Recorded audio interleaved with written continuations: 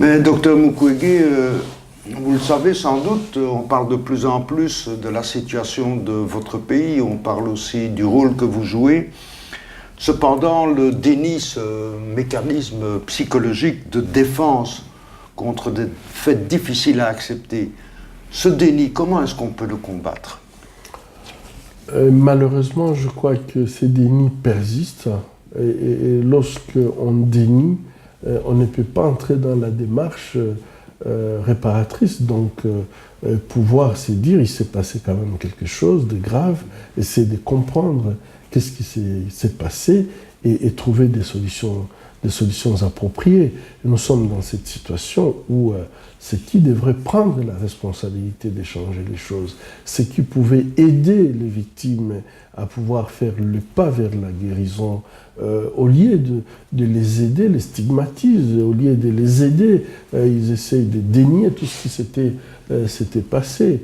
Et je crois que moi je ne vois pas en fait une véritable paix, une restauration d'un état de droit dans un pays comme le Congo, où il y a eu, plus on parle de 500 000 femmes violées, mais en fait, c'est peut-être le sommet de l'iceberg qui connaît, en fait, puisque on parle que de celles-là qui ont pu dire ce qui s'était passé. On parle de 6 millions de morts.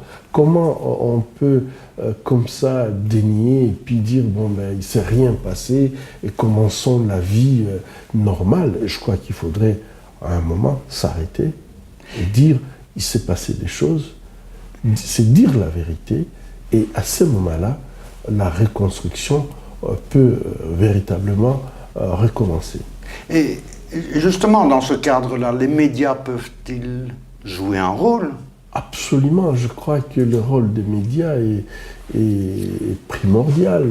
Je ne vois pas, on ne peut pas avancer aujourd'hui si on n'a pas les médias qui soutiennent, qui essayent d'informer.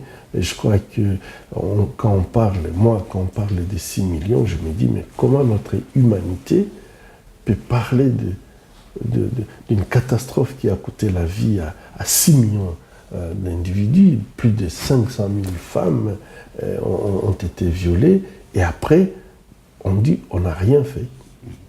C'est vraiment aller à l'encontre de toutes les valeurs de notre humanité. Je pense qu'il y a quelque chose à faire.